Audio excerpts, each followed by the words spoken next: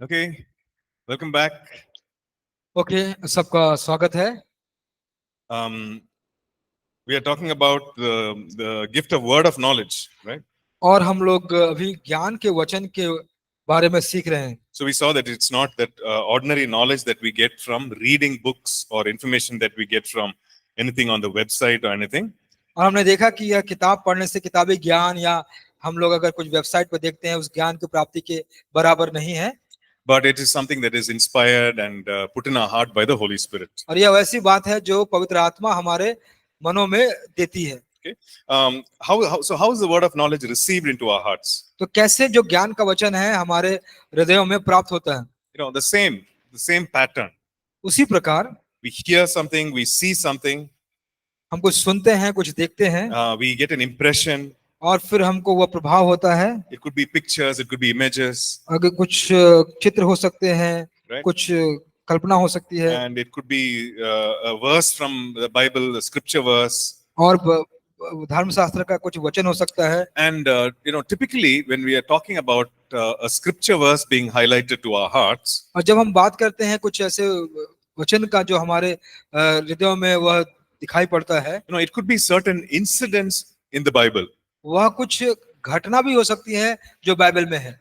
right? It could be certain, maybe a parable, हो सकता है कि कुछ दृष्टांत भी हो, and certain instances that happened in the Bible, Old Testament, New Testament, wherever. ऐसी कुछ घटना जो पुराने नियम में, नए नियम में, कहीं भी। So those are brought to our spirit. तो वो सारे हमारे आत्मा में लेकर आए जाते हैं। So what do we do with that? तो उसके साथ हम क्या करें? So the thing is, maybe that has a parallel to whatever is happening in that person's life. हो सकता है कि उस व्यक्ति के जीवन में जो घट रहा है उसकी समानता में हो, Right? It could be something that they are going through similarly. और Right? हो सकता है कि हम उससे होकर गुजर रहे हैं जो उसके समान है। And some part of whatever the Holy Spirit is highlighting, some part of it is relevant to them. और जो पवित्र आत्मा दिखा रहे हैं उसका कुछ भाग उससे शायद कुछ संबंध रखता You है। know, maybe you know, when we are praying for someone, we are reminded of Acts chapter 16.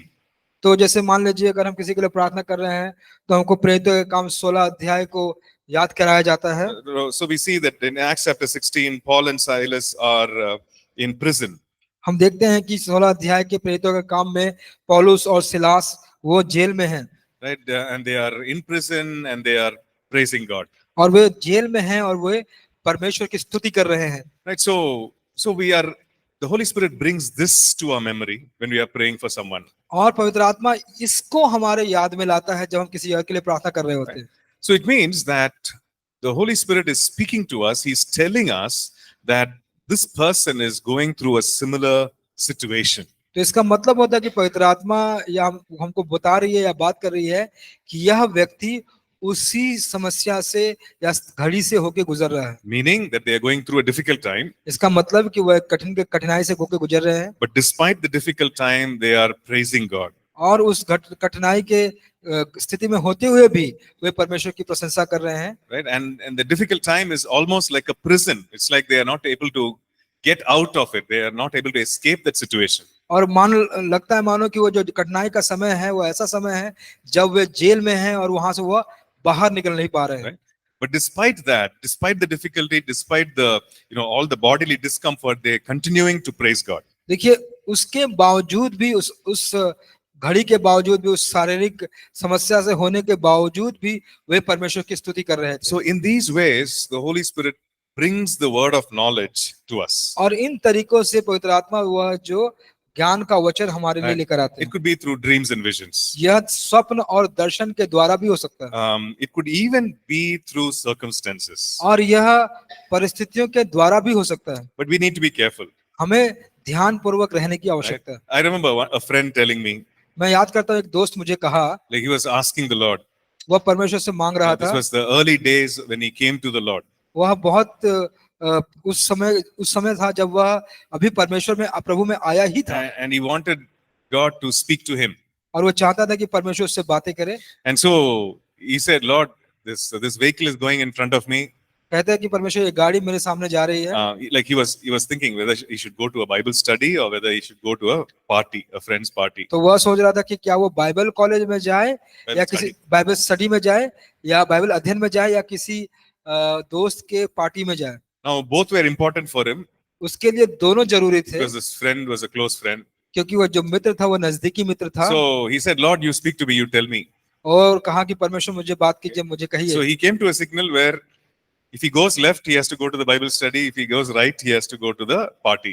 तो उस ऐसे एक सिग्नल पे आया जहां पे अगर वो बाएं मुड़ता तो वो बाइबल स्टडी में जाता और दाएं जाता तो वो पार्टी में जाता। So he told the Lord, Lord, whatever indicator this vehicle in front of me is putting, I'll follow that. तो उसने कहा कि प्रभु इस सामने जो गाड़ी है, जो भी इंडिकेटर वो लगा रहा है या दिखा रहा है, मैं उसी के पीछे पीछे जाऊंगा। So the vehicle in front put the left indicator and went towards the Bible study road. तो जो सामने वाली गाड़ी थी उसने बाएं तरह का संकेत जो इंडिकेटर दिखाया और वह बाइबल स्टडी में गया, And he also went. तो वो भी गया। You know, things like that. तो ऐसी प्रकार की बात। Can God use? क्या परमेश्वर इस्तेमाल कर सकते God हैं? can. परमेश्वर कर सकते हैं, Right? But we need to be careful. लेकिन हमको ध्यान रहने की जरूरत है। We can't look at everything and say, that crow went like that, and so that must be, God. तो वह अब नहीं कह सकती कि अरे वो ऐसा गया तो जरूर वह परमेश्वर होगा और आप चले गए। ध्यान रहने की जरूरत है। That tree was shaking like this, so it must be God telling me something. तो यह जो पेड़ है वो ऐसे हिल रहा था, इसका मतलब जरूर है कि परमेश्वर मुझे कुछ कह रहा है। So we should be careful. तो कहने का मतलब है कि हमको बहुत ध्यान पूर्वक रहना, not to look at everything and then say, okay, God is saying something or God is not saying something. सब चीज को देख के ऐसा ना कहें कि परमेश्वर कुछ कहना चाह रहे हैं, कुछ बोलना चाह रहे हैं। See, God primarily speaks to us through His Word and through the Holy Spirit. देखिए, प्राथमिकता जो सबसे प्रथम है कि परमेश्वर अपने पवित्र आत्मा से और आपके अपने वचन सबसे बात करते हैं। The Word of God is the final authority. और परमेश्वर का जो वचन है वह एक फाइनल अथॉरिटी है, अधिकार है। Never forget that. उसको आप भूलिए मत। In whatever way we are receiving, through these gifts, word of knowledge or word of wisdom or prophetic, the Word of God is the final authority. देखिए, जो भी हम ग्रहण कर रहे हैं, जैसे कि भविष्यवाणी का वचन, ज्ञान का वचन, बुद्धि का वचन, लेकिन परमेश्वर का जो वचन है वह फाइनल अधिकार है। Right? We always go back to the Word. हम हमेशा वचन में वापस जाते हैं। Everything has its final reference in the Word of God. और उसका सबसे संपूर्ण जो रेफरेंस है वह वचन में ही आता है। So when we have that in mind, we will not go wrong. अगर उसको हम लोग अगर अपने मन में बसा लेंगे तो हम कभी गलत नहीं जाएंगे। Like we won't get into error. हमसे कुछ गलतियां नहीं होंगी। Right? We need to understand that. तो उसको भी हमको समझने की जरूरत है। Okay, so how do we share the word of knowledge? तो कैसे हम ज्ञान के वचन को साझा करते हैं? We can just speak to people. हम लोगों से बात कर सकते हैं। Did this happen in your life? क्या ये आपके जीवन में हुआ? And did this happen in the past? क्या ये आपके भूतकाल में हुआ? Some of the information that you may have seen or heard from the Holy Spirit could be very sensitive information.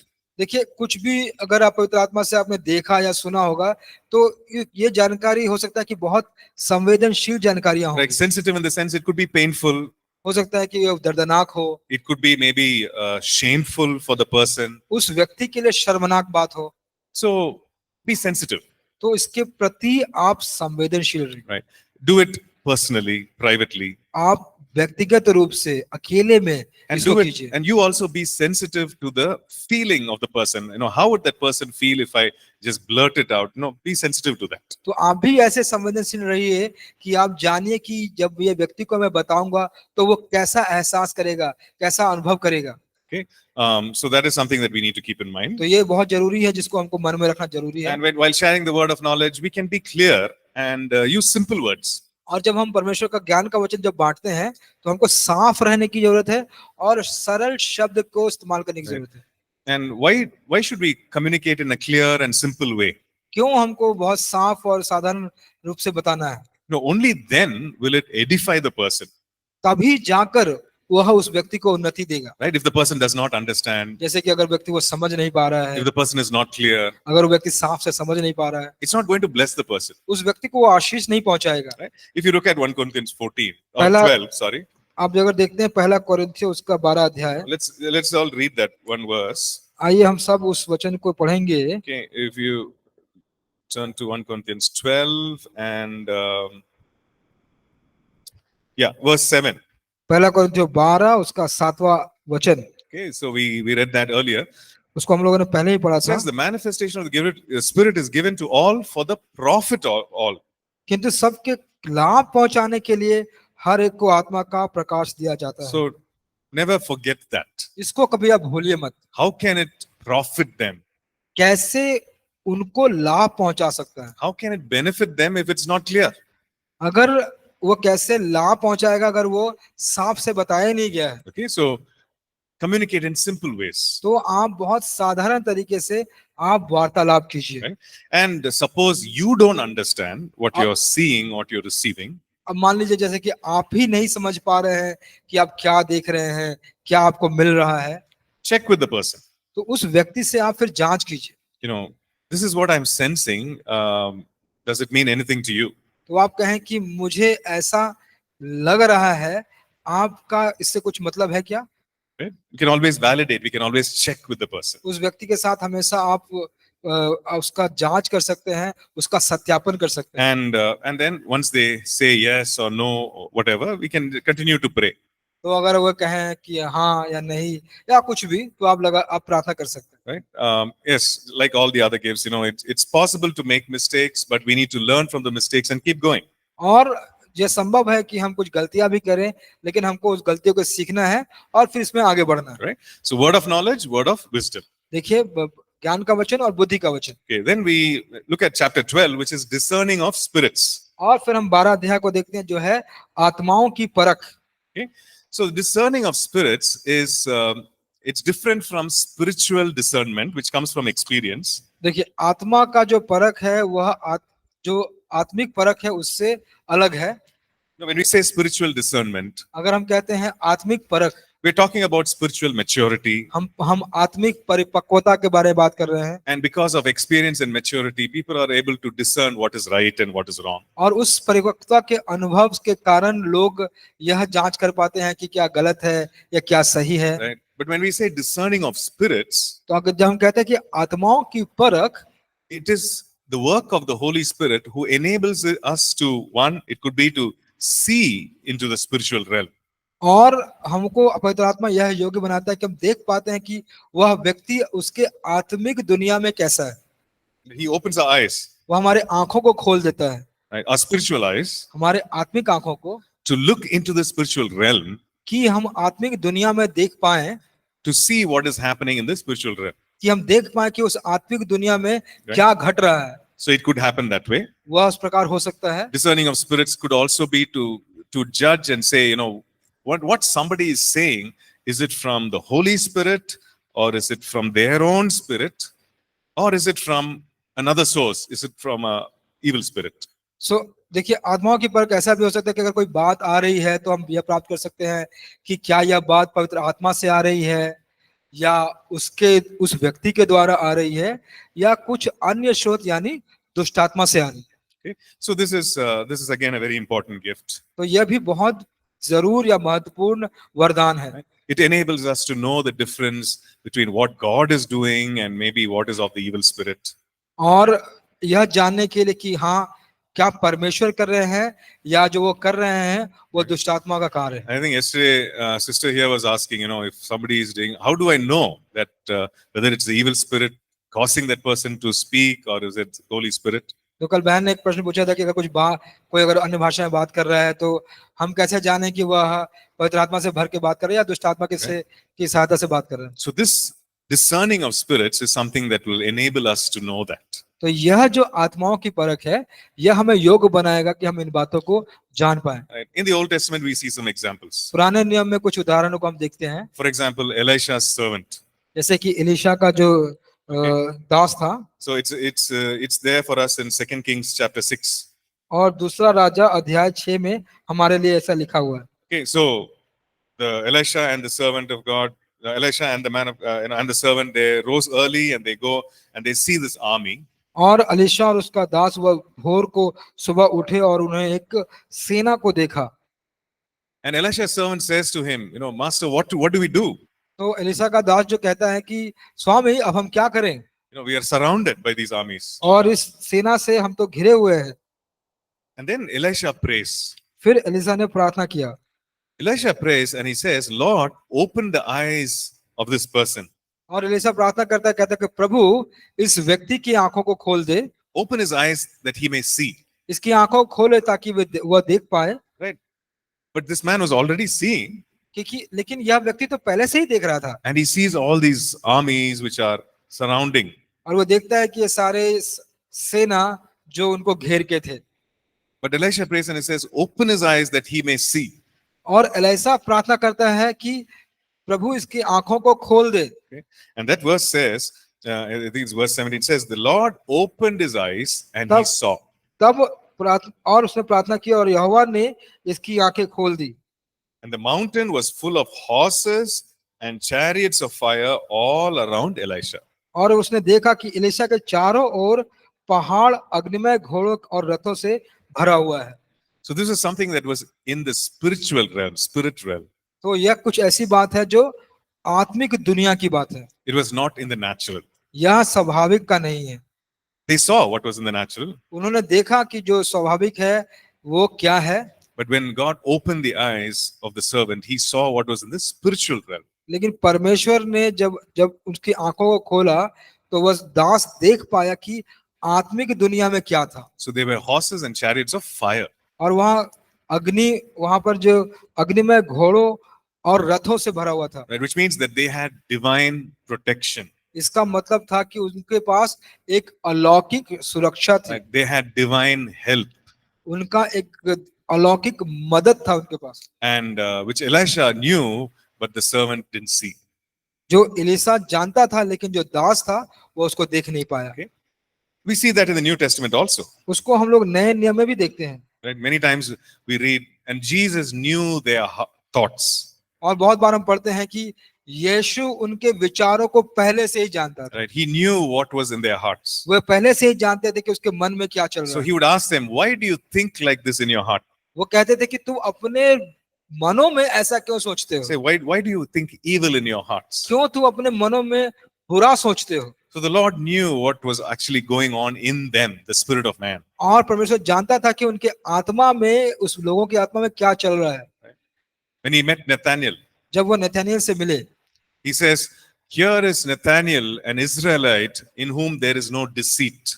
और उसने कहा कि यहाँ पर इजरायली और नथानिएल है जिसमें कोई धोखा नहीं है। He was meeting him for the first time, उसको पहली बार उससे मिला, but he was declaring Nathanael's character, who he was on the inside.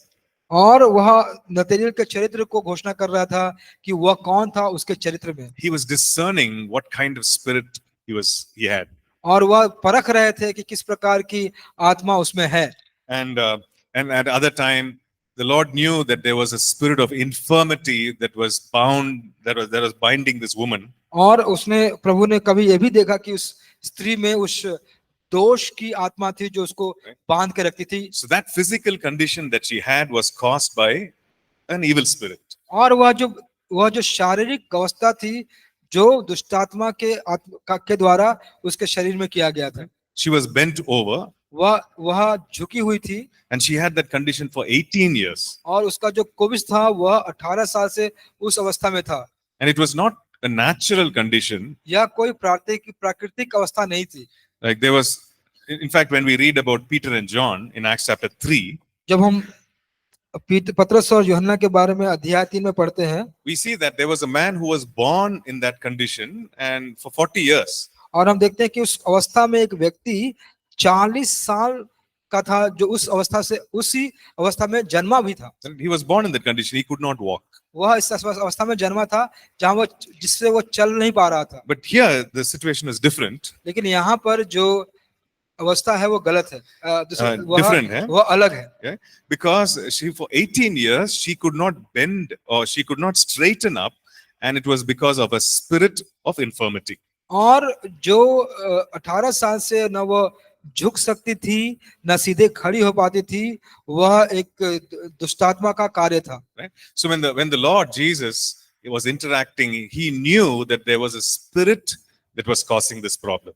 और जब प्रभु यीशु मसीह उससे बात कर रहे थे तो वह जान पाए कि एक आत्मा है जो इस समस्या को उसे दे रहा है। Right? So, what is this gift of discerning of spirits? It is to know whether it's an evil spirit or a human spirit or the Holy Spirit. और जो आत्माओं की परख ये क्या है, या वह जानना है कि ये आत्मा है जो पवित्र आत्मा है, या मनुष्य की आत्मा है, या दुष्ट आत्मा है। And it is also to look into the or see into the spiritual realm. और यह भी है कि हम देख पाते हैं, जान पाते हैं आत्मिक दुनिया में क्या हो रहा है। Right?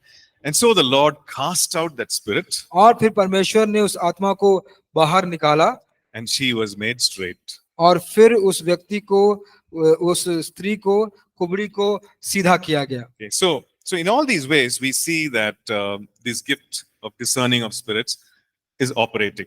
तो और सारे इस उदाहरण से हम देख पाते हैं कि आत्माओं की परख का जो वरदान है यहाँ परिचालना हो रहा है या कार्य हो रहा है। Right.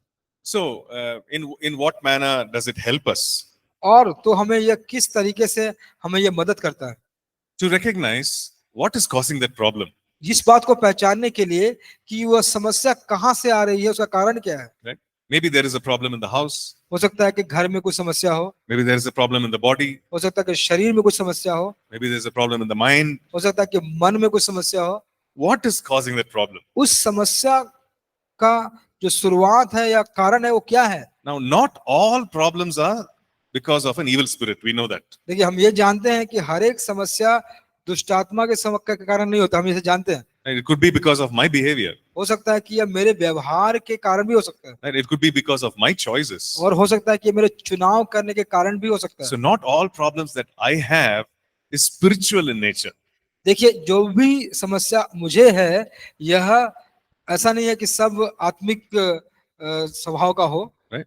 So, when we want to minister to someone, जैसे कि मान लीजिए किसी को हम सेवकाई करना चाहते the हैं, Holy Spirit shows us and tells us, hey, this is a spiritual problem.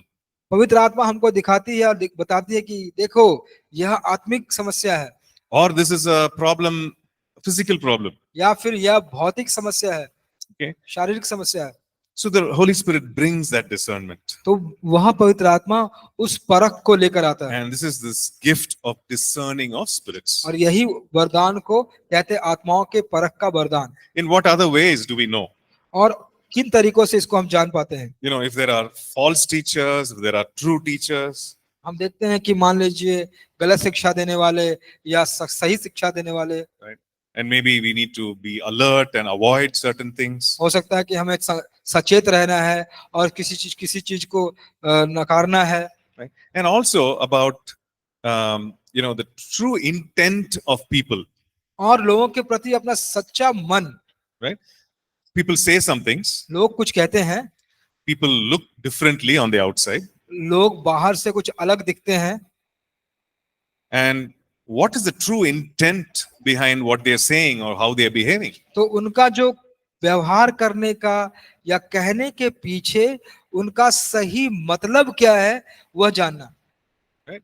Maybe they are saying something, हो सकता है कि वह कुछ बोल रहे हैं but in their heart there's something else. लेकिन उनके हृदय में कुछ अलग ही है। Right? Maybe they are saying nice things to you, हो सकता है कि वह अच्छी बात आपको कह रहे हैं but in their heart they don't mean it. लेकिन उनके हृदय में उसका कोई मतलब नहीं है उससे। So how do we know that? तो उसको कैसे हम जानेंगे। Yeah, sometimes we know it by experience. हम अनुभव से कभी कभी उसको जान पाते हैं। You know, we say, hey, this person is, you know, welcoming us, calling us home, but he doesn't mean it. देखिए, हम कहते हैं कि अरे ये व्यक्ति तो हमें अपने घर में स्वागत तो कर रहा है लेकिन मतलब से नहीं कर रहा है। Right? We know that, right? उसको समझते हैं, है ना। You know, out of politeness, we say, you should come home. हम क्या करते हैं, अपने नम्रता को दिखाए कहते हैं कि आपको घर आना चाहिए। And they also say, yeah, you also should come home. वो भी कहते हैं कि हाँ आपको भी आना It's चाहिए, more of a cultural politeness. और ये एक सांस्कृतिक नम्रता के जैसा हो जाता है। But when somebody says something, maybe it's a serious situation. और एक मान लीजिए गंभीर समस्या स्थिति में अगर कोई कुछ कहता है, You know, maybe it's a business deal. हो सकता है कि कोई व्यवसाय का कुछ बात हो रही है, Maybe you want to buy a piece of land or a house or something. या फिर घर या कुछ जमीन का टुकड़े को आप खरीदने के लिए सोच रहे Or हैं, maybe even if it's a proposal or, you know, something that has, you know, that there's a serious consequences are there. और आप देखते हैं कि आप कुछ बात को लेकर आ रहे थे जिसका बहुत गंभीर परिणाम आ सकता है। They say some things, वो कुछ बोलते हैं everything seems to be nice, और सब कुछ अच्छा लगता है समय, but deep in your spirit, लेकिन आपके आत्मा के अंदर the Holy Spirit is giving some other information. लेकिन आपको पवित्र आत्मा कुछ दूसरा ही सूचना दे रहा है। There's a check in your spirit. There's an alertness in your spirit. तो आपके जो आत्मा है वहां पे एक सचेत रहना हो जाता है, वहां पे एक जांचना शुरू हो जाता है। Right? So the Holy Spirit is saying that everything is not okay. तो पवित्र आत्मा कह रहा है कि देख सब कुछ ठीक नहीं है यहाँ। Right? He's revealing the spirit of that person. nature. उस व्यक्ति का सही स्वभाव पवित्र आत्मा हमको बता रहा है। Okay? Even though on the outside everything is fine, he's revealing what is on the inside. दिखने में तो लग रहा है कि बाहर से सब कुछ अच्छा है, लेकिन वह बता रहा है कि वो अंदर से कैसा है। Okay? So this is the way by which we receive this discerning of spirits. तो इन तरीकों से हम प्राप्त करते हैं आत्माओं की परख को। There is a warning or an alertness or something that is restlessness in our spirit. और हम देखते हैं कि अपने आत्मा में कुछ अस्थिरता रहती है, कुछ चेतावनी आती है, कुछ सचेतता आती है। Right? But the opposite of that could also happen. लेकिन इसका विपरीत भी हो सकता है। There is a sense of joy. हो सकता है कि उसके बाद आपको एक आनंद की अनुभूति हो, There is a sense of peace. आपको उस शांति की अनुभूति हो, And there is so much of reassurance in your heart. और आप पहले से बहुत ऐसे जागरूक हो जाते हैं आपके हृदय में। But the outside situation is completely opposite. लेकिन जो बाहरी जो स्थिति है ये पूरी तरह से विपरीत है। There is so much of problem. बहुत सारी समस्या है, There's so much of chaos. बहुत सारा उथल पुथल है, But deep inside, you feel so much of joy and peace. लेकिन अंदर में आपके हृदय में आप बहुत आनंद और शांति महसूस कर रहे हैं। Right? And that's the discerning of spirits. तो उसी को कहते हैं आत्माओं की परख। Where the Holy Spirit is telling you, hey, it's fine, it's okay, go ahead. पवित्र आत्मा आपसे कहता है कि देख ये ठीक है, इसके साथ आगे बढ़। Right? There is a sense of fellowship, there is a sense of connection. और आप किसी जुड़ाव को महसूस करते हैं, किसी प्रकार की संगति को महसूस करते हैं। Right? So then we feel okay, we are assured, and we go ahead and we carry out. तो आप महसूस करते हैं कि ठीक है, मैं इसके साथ आगे बढ़ सकता हूँ, आगे जा सकता हूँ। Right? Sometimes the Lord also gives words or sentences or information कभी-कभी परमेश्वर कुछ वाक्यों को, कुछ जानकारी को, कुछ वचन को भी देते हैं to tell us that, this is the kind of spirit that is operating. और कहते हैं कि यह इस प्रकार की आत्मा है जिसका अभी कार्य हो रहा है। Maybe it's an unclean spirit or some familiar spirit. या फिर कोई ऐसी अशुद्ध आत्मा, या फिर ऐसी कोई जो आत्माओं को जिसको आप जानते हैं। Right? You're learning about that in healing and deliverance. और आप उसको चंगाई और छुटकारे में आप सीख रहे हैं, है ना? Right? And maybe there is a sudden awareness of the spiritual realm. और फिर कुछ जागरूकता आती है आत्मिक दुनिया के बारे में। Okay? So we are aware what is happening in the spirit realm. तो आप जागरूक हो जाते हैं कि क्या हो रहा है उस आत्मिक दुनिया में। Maybe there is a sudden heaviness. हो सकता है कि अचानक एक आपको भारीपन महसूस हो। There is no one, but then you feel that a heavy presence. तो आप वहां पे कोई नहीं है, लेकिन आप कुछ भारीपन की उपस्थिति को महसूस कर रहे हैं। And it's not a comfortable, joyous presence, but it's a heavy, oppressive presence. और ऐसा नहीं लग रहा है कि वह जो उपस्थिति है वह आनंद से भरा हुआ है, लेकिन आपको लगता है कि वह पीड़ा देने वाला, ग्रसित करने वाला उपस्थिति है। It's the Holy Spirit who is actually giving that discernment. तो वह पवित्र आत्मा है जो आपको यह परख दे रही है। Right? He's giving discernment about what is happening in the spiritual realm. वह आपको उस प्रकार का परख दे रहा है कि उस आत्मिक दुनिया में क्या हो रहा है। And maybe you've experienced this already. हो सकता है कि इसको पहले से ही आप लोगों ने अनुभव कर लिया हो। Right? Once it happened like that when I was sleeping at home. जब मैं घर में सो रहा था, एक बार ऐसा हुआ, And once late night I just got up. और बहुत देर रात में मैं ऐसे उठ गया। And I just felt that there was such an oppression in the house. और मैं ऐसा महसूस किया कि मेरे घर में कुछ क्लेश है। Right? And so I started praying. और फिर मैंने प्रार्थना करना शुरू किया। Started praying for every member of the family. और मेरे पूरे परिवार के हर एक व्यक्ति के लिए मैंने प्रार्थना शुरू कर दिया। Those who were there in the house at that time. उस घर में उस समय जो मौजूद थे उनके लिए मैंने प्रार्थना शुरू किया। Then after praying for some time, then immediately there was a sense of peace and there was a sense of liberty and freedom. और फिर तुरंत ही प्रार्थना के बाद मैंने अनुभव किया कि वहां पे कुछ शांति का ज्ञान था और कुछ आजादी कुछ का ऐसा महसूस हुआ। So the Holy Spirit, shows us, tells us. तो पवित्र आत्मा हमको दिखाते हैं, हमको बताते हैं। And maybe it could be through a dream also. और हो सकता है कि यह एक स्वप्न के द्वारा भी हो सकता है, Right? It could be some physical sensations. और फिर आपके शारीरिक संवेदना से भी हो सकता है। Okay. So how do I use this gift? How do I release this gift? तो कैसे इस उपहार का या वरदान का हम उपयोग करें? Okay. Sometimes we need to cast out that spirit. कभी कभी हमको उस आत्मा को भगाने की जरूरत है। Right? So God is showing us, okay, there is some kind of spirit that is oppressing, that is causing that problem. परमेश्वर आपको दिखा रहे हैं कि कुछ प्रकार की आत्मा है जो उस समस्या को पैदा कर रही है, उस क्लेश की आत्मा को ला रही है। And since there is no distance in the spirit realm, from wherever you are, you can actually, come against that working of the spirit. और देखिए, उस जो आत्मिक दुनिया में हमारी कोई ज्यादा दूरी नहीं है, तो जब भी आप चाहे आप आ सकते हैं और उस आत्मा के विरोध में आप लड़ सकते हैं। And we can come against that spirit उसके विरोध में आप आ सकते हैं, and use your authority फिर अपना अधिकार इस्तेमाल कर सकते हैं, and say, this spirit has to stop working, has to leave in the name of Jesus. और आप कहें कि इस आत्मा को रोकना है और भाग जाना है या निकल जाना है यीशु के नाम से। Right? And if that person is there, right there, you might have to, pray and deliver that person. और अगर मान लीजिए व्यक्ति वहीं पे मौजूद है, तो हो सकता है आपको प्रे करके, प्रार्थना करके आपको उस व्यक्ति को आजाद करना है। Right? And maybe sometimes we should stop associating with, maybe,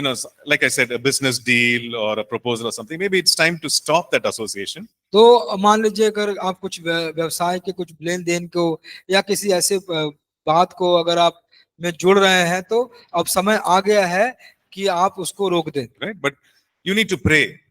लेकिन आपको प्रार्थना करने की आवश्यकता And है, the Lord will give the discernment. और परमेश्वर आपको वह परख देगा। Okay, so in all these ways, we can actually walk in or operate in the gift of discerning of spirits. और इन सारे तरीकों से हम जा सकते हैं या हम चल सकते हैं आत्माओं की परख के बारे में। Okay. Now we're going to look at the last category of gifts. और फिर जो अंत की श्रेणी है उसके बारे में, जो वरदान है उसके बारे में हम देखेंगे। So these are the gifts that do something, like gifts of healing, gifts of miracles, and also gift of faith. और देखिए, विश्वास का वरदान, चंगाई का वरदान या छुटकारे का वरदान, ये भी कुछ करते हैं। Now these three gifts are interrelated, but they are different. देखिए, ये जो वरदान है वे संबंध रखते हैं एक दूसरे से, लेकिन ये अलग है।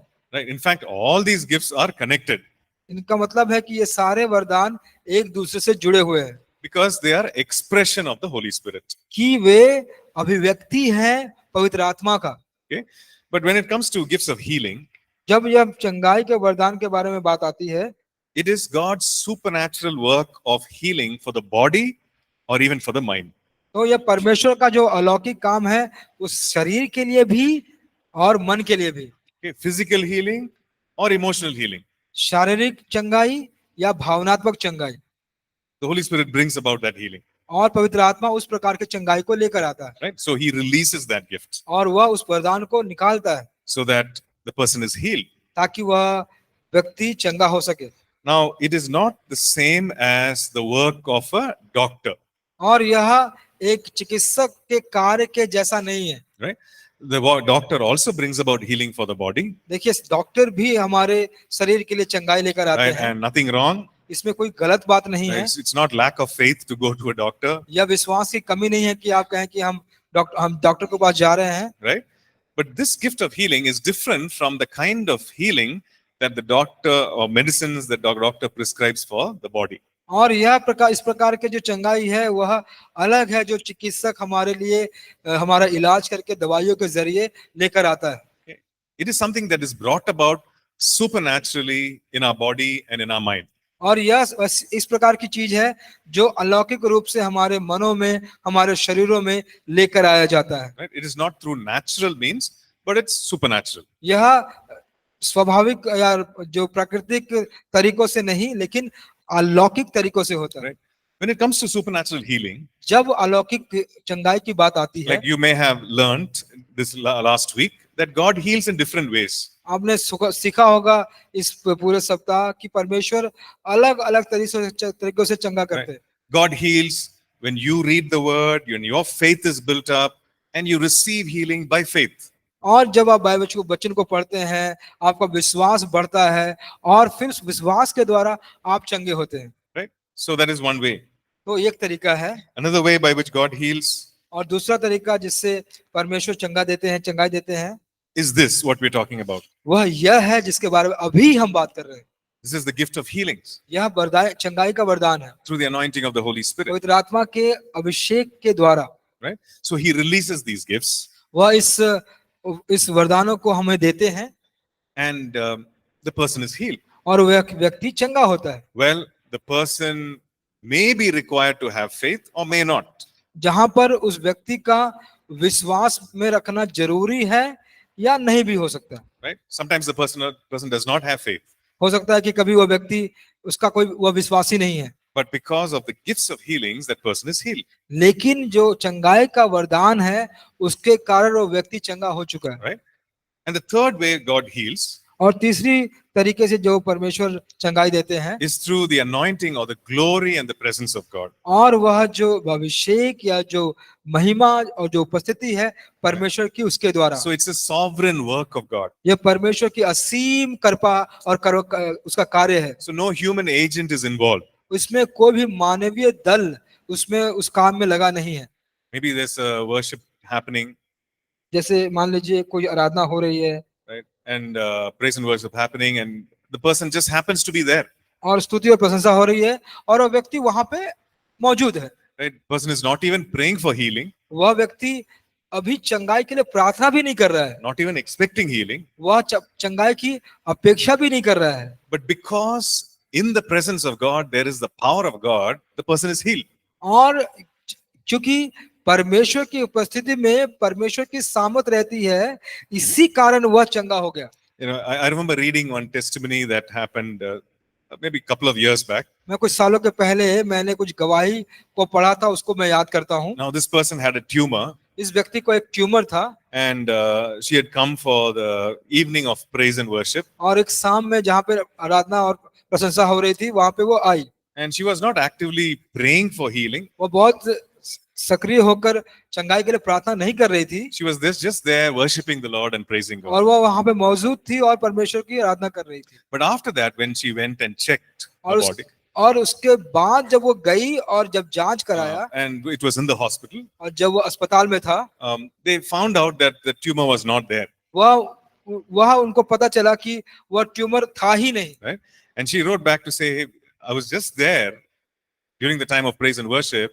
When I went back and checked, the tumor was not there. और उसने वापस लिखा कि हाँ मैं तो वहां पे मौजूद थी आराधना और प्रशंसा के समय, लेकिन जब मैं गई और जांच कराई तो वह ट्यूमर था ही नहीं। Right? So supernaturally, तो अलौकिक through the presence and the power of God, the glory of God changes her body.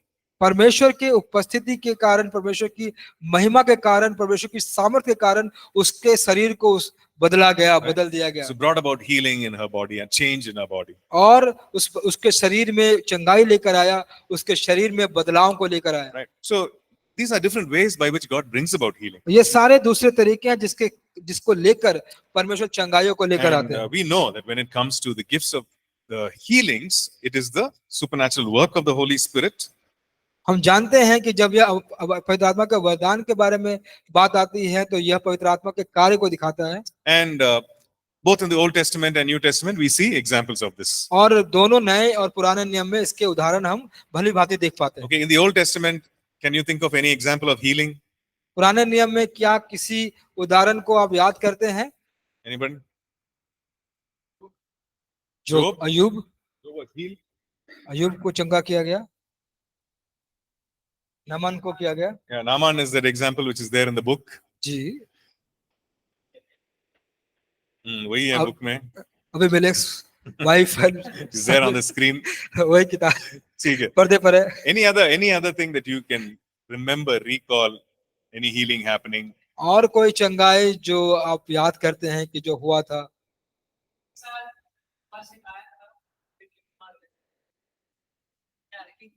Hezekiah. Right. And Hezekiah.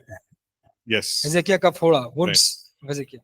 Right? So we see in the Old Testament several examples of healing. तो हम भी देख पाते हैं कि बहुत सारे उदाहरण हैं पुराने नियम में भी। Right? And of course, in the New Testament, there are many examples of healings. और जी नए नियम में भी बहुत सारे उदाहरण हैं चंगाई के। So this is something that is scriptural, that is there in the Word of God. और जो वचन में है और जो धर्मशास्त्र में और परमेश्वर के वचन में पाए जाते हैं। So this gifts of healings, it goes or flows in combination with other gifts also. और यह जो चंगाई के वरदान है वे जाते हैं और सभाओं में बहते हैं पवित्र आत्मा के कारण। Like for example, it can flow with the word of knowledge. यह ज्ञान के वचन के द्वारा बहाए जाते हैं। Okay, what is word of knowledge? ज्ञान का वचन क्या है? How does word of knowledge work? कैसे ज्ञान का वचन काम करता है? Holy Spirit? No, yeah. God's revelation About what? किसके बारे में? वचन के? It's personal also. Yeah. So it could be about the person's present or past. तो यह व्यक्ति के जो भविष्य वर्तमान और भूत के बारे में भूतकाल के बारे में हो सकता है। Right? It could be something about their body. उसके शरीर के बारे में हो सकता है। So you pray and then there's a word of knowledge about that person's condition.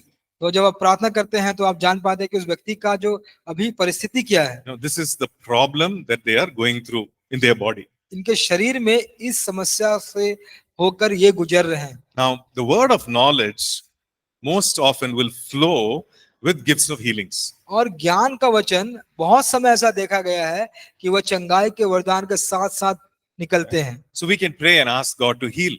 हम प्रार्थना कर सकते हैं, परमेश्वर मांग सकते हैं चंगाई के लिए। We can pray and ask the Lord, Lord, let your healing just flow right now. हम कह सकते हैं, प्रार्थना कर सकते हैं, परमेश्वर अभी के अभी आपकी चंगाई यहाँ पे निकले। Release the gifts of healing. और जो चंगाई का वरदान है उसे आप दें। Okay. So we can pray because the Lord has already revealed the condition of the person. हम प्रार्थना कर सकते हैं ऐसा क्योंकि परमेश्वर ने पहले से ही उस व्यक्ति की जो परिस्थिति है उसको आपको बता दिया है। And why is he revealing? उसने क्यों बताया है? Of course, to tell the person that he knows, he cares for that person. जी, यह बताने के लिए कि हाँ उस व्यक्ति को जानता है और उसका ध्यान रखता है। But also that we might pray. कि यह भी कि हम प्रार्थना कर सकें। We might pray that the Holy Spirit release those gifts. हम प्रार्थना करें कि पवित्र आत्मा उन सारे वरदानों को उस पर दे। We pray that the Holy Spirit heals. प्रार्थना करें कि पवित्र आत्मा चंगाई दे। Right? It could be something to do with emotions. It could be something to do with their physical condition. तो हो सकता है कि उनके भावनाओं को लेकर कुछ हो सकता है या उनके शारीरिक कुछ को लेकर भी हो सकता है। Right? So I think yesterday something like that happened, right? तो हम लोगों ने कल ऐसा कुछ किया था जी। Yeah, I think two sisters here. So what's her name? So Kajal, I think.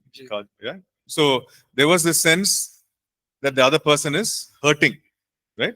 तो जैसे काजल जी को कल यह ज्ञात हुआ कि जो दूसरा व्यक्ति है वो कुछ दर्द में है। Right?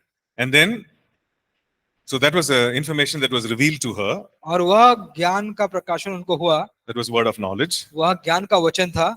And then she followed up with prayer. और फिर उसने क्या किया?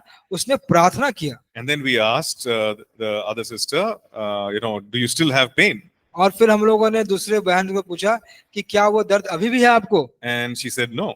उसने कहा नहीं। Right? So word of knowledge, healing flowing together. तो देखिए ज्ञान का वचन और चंगाई दोनों एक साथ काम करते हैं। Right? So that is how it works. और इस प्रकार ये काम करते हैं। It works in combination. वह दोनों एक साथ मिलकर काम करते हैं। Right? Sometimes there is a sense of knowing on our hearts that God is healing, God is delivering. कभी-कभी ये भी हम जान पा रहे होते हैं कि परमेश्वर चंगाई दे रहे हैं, परमेश्वर अपना काम कर रहे हैं। So we begin to pray on those lines. We begin to declare on those lines. और उन बातों को लेकर हम और प्रार्थना शुरू कर देते हैं और उसकी घोषणा शुरू कर देते हैं। Okay? We begin to declare what is happening. हम यह घोषणा कर देते हैं कि क्या हो रहा है। We begin to declare what God is showing. और यह दिखाने घोषणा करते हैं कि परमेश्वर क्या दिखा रहे हैं। Okay? So this is how the Lord uses us to minister in gifts of healings. और इसी प्रकार परमेश्वर में हमारा उपयोग करते हैं कि हम सेवकाई के चंगाई की सेवकाई को हम इस्तेमाल करें। Right? And there are some times when we just need to lay hands and pray in faith. और कभी कभी ऐसा समय भी आता है कि हम सिर्फ हाथ रख के विश्वास में प्रार्थना करें। We can anoint with oil and pray. हम तेल से लेकर भी अभिषेक कर सकते हैं और प्रार्थना कर सकते हैं। And there are times when we just command that healing. और कभी ऐसा भी समय आता है कि जब हम उस चंगाई के लिए आदेश देते हैं। Right? There are times when the Lord Jesus, he just commanded a healing. और कुछ समय ऐसे भी थे जहाँ पे प्रभु यीशु ने उस चंगाई को सिर्फ आदेश दे दिया। Right? For example, Peter's mother-in-law, जैसे कि पतरस की सास, we see that the Lord Jesus, he rebuked that fever. और हम देखते हैं कि प्रभु यीशु ने उस बुखार को डांटा। So what did he do? तो उसने क्या किया? He commanded that condition. He rebuked that condition to leave. उस परिस्थिति को उसने डांटा, उसको डांट कर निकालने के लिए कहा। So we can do that as well. हम भी वैसा कर सकते हैं। Okay. And yes, we can ask people to do something, check and see what they could not do earlier. और हम लोगों को कह सकते हैं जांच करने के लिए और देखने के लिए कि जो वो पहले नहीं कर पाते थे। Right? They can act in faith. और वे विश्वास में उस काम को कर सकते हैं। And even when they step out in faith, the Lord heals their body. और जब वह विश्वास का कदम बढ़ाते हैं तब परमेश्वर उनके शरीरों को चंगा करते हैं। Right? So this is gifts of healing. यह चंगाई का वरदान है। Now, gifts of miracles, working of miracles, what is that? और चमत्कारों का होना या चमत्कार का वरदान ये क्या है? What is the difference between a healing and a miracle? और चंगाई और चमत्कार उसके सामर्थ्य उसके जो Difference. जो अलग बात है, भिन्नता है, वो क्या है? Is it the same or is it different? क्या वह एक ही है या अलग है? Different. How is it different? तो कैसे ये अलग है? एक minute. So if anybody is lame or blind, and maybe that organ is evolving by itself, this is miracle, Samarth.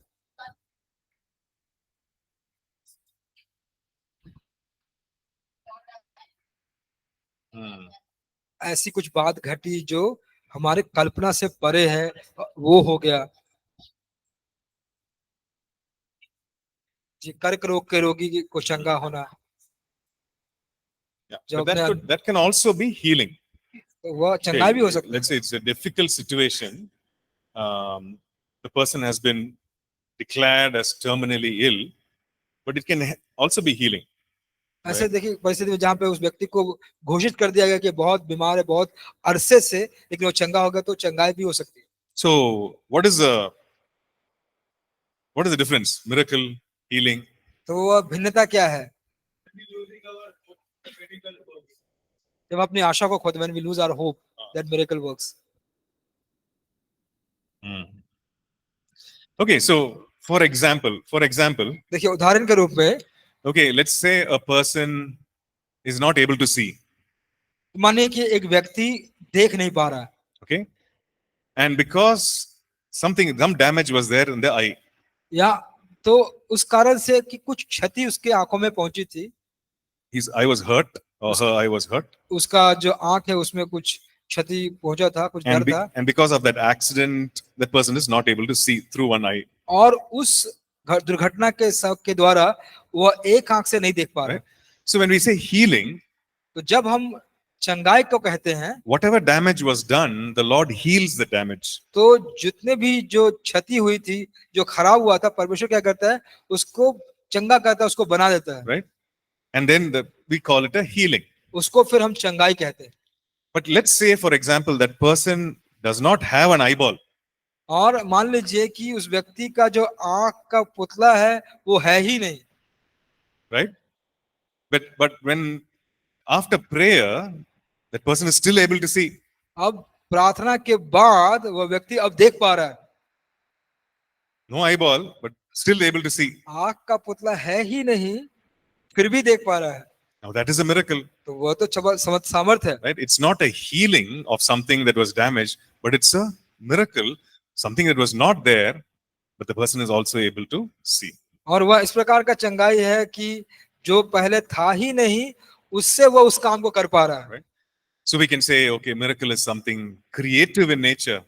और हम ये कह सकते हैं कि जो चमत्कार या जो सामर्थ होते हैं वह अपने स्वभाव में बहुत सक्रिय होते हैं। Maybe it was an organ that was not there, but creatively it is formed. और हो सकता है कि कुछ अंग नहीं थे लेकिन सक्रियता से वह बनाए गए। Yeah.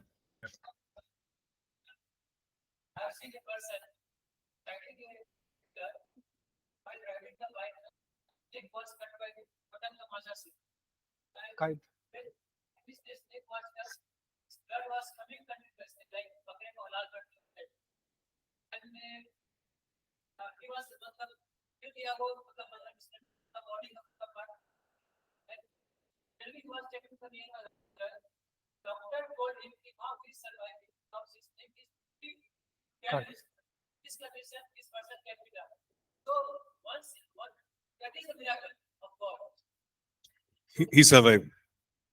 अभी जिंदा है। He lived. Hmm. I see. Right.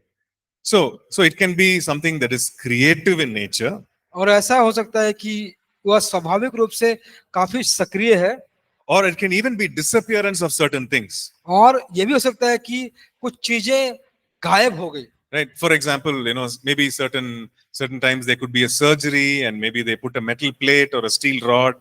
तो मान लीजिए जैसे कि कुछ सर्जरी के दौरान धातु का कोई प्लेट या कुछ रॉड मान लीजिए लगाया गया हो। Right. It happens when people have a fracture or something, or a surgery after that. ऐसा होता है कि जब लोगों के की जो सर्जरी होती है उस समय लोग अपने शरीर में ऐसा रॉड या ये लगाते हैं। Right. But then what if after prayer that rod disappears? अब क्या जब प्रार्थना के बाद वह रॉड गायब हो जाता? That is not what we would call as healing, but that's a miracle. तो उसको हम लोग Right. चंगाई नहीं कहेंगे, लेकिन उसको अभी हम चमत्कार कहेंगे। See, now we are looking into all these details because we want to learn what it is. देखिए हम इस सारे विशेष बातों को देख इसलिए रहे हैं कि हम सीखना चाहते हैं कि क्या बात यहाँ पे कही जा रही है। But the thing is that we just welcome the work of God. देखिए बात यह है कि हम परमेश्वर के कार्य को स्वागत करते हैं। Whether it's healing or miracle or word of knowledge, word of wisdom, we just welcome the work of God. या सामर्थ हो, चंगाई हो, चमत्कार हो, परमेश्वर का वचन का ज्ञान हो, बुद्धि का वचन हो, ये सब जो भी हो, ये सारे परमेश्वर के काम है, उसको हम स्वागत करते हैं। We don't have to think, okay, is it healing, is it miracle, and then only pray. No, we just welcome the work of God. तो हम ये नहीं सोचेंगे कि क्या ये चंगाई है, क्या ये चमत्कार है, नहीं, हम परमेश्वर के वचन को स्वागत करते हैं। Right? ठीक है? Okay, so but here we are just learning what about the differences. तो यहाँ पे हम जो उसकी भिन्नता है उसको हम सीख रहे हैं। Okay, in the Old Testament there are many examples. पुराने नियम में भी बहुत सारे उदाहरण हैं। The miracles in Egypt, जैसे कि मिस्र देश में वो चमत्कार, like the parting of the Red Sea, जैसे कि लाल समुद्र का ये भाग हो जाना, bread and meat which was delivered by the crows. रोटी और मांस जो कौवों के द्वारा दिया गया। So Swiggy was there that time itself. तो इसका मतलब स्विगी उस समय भी था। Right? But you think about it. आप इसके बारे में सोचिए। Bread and meat, there is actually food for the ravens, food for the crows. देखिए जो रोटी और जो मीट था वो कौवों का भोजन था। Naturally they would eat it, they would gobble it up. और स्वाभाविक रूप से जब उनको मिलेगा तो वही उसको खा लेंगे। But it was a miracle because they brought it and gave it to Elijah. और यह चमत्कार ही था कि वो उनको लेकर आए और वो एलीशा को दिया। Right? Supernatural provision. ये सारे अलौकिक आपको देना। In the New Testament we see multiplication of food. और नए नियम में हम देखते हैं कि खाने को बढ़ाया जाना। Peter and Jesus having that conversation, and then the miraculous catch of fish. और जब पतरस और यीशु की वार्तालाप होती है उसके बाद चमत्कारिक मछली का पकड़ना। Right? And so we see all these miracles in the New Testament also. और हम देखते हैं कि नए नियम में भी ये सारे चमत्कार पाए जाते हैं। So we see that these signs, these wonders, these miracles are for not only for those times, but it's also for us today in this day and age. तो हम ये देख पाते कि सारे जो चमत्कार और चिन्ह थे ये सारे बातें उस समय के लिए ही नहीं थे, लेकिन अभी के समय के लिए भी है। Holy Spirit. वही पवित्र आत्मा। The same Lord Jesus whom we are worshipping, वही प्रभु यीशु जिसको हम आराधना कर रहे हैं, the same God is working among us. वही परमेश्वर हमारे मध्य में काम कर रहे And हैं। that is why we can say with boldness that yes, we can expect these in today's time also. और इसीलिए हम पूरे हिम्मत हिवाय के साथ कह सकते हैं कि ये सारे कामों को हम अभी भी अपेक्षा कर सकते हैं। Okay, so we'll take a break and come back. Ji, Yeah. 11:45, huh? 11:40 11:40. Okay. See. 11:40 को हम लोग ब्रेक लेके वापस आएंगे।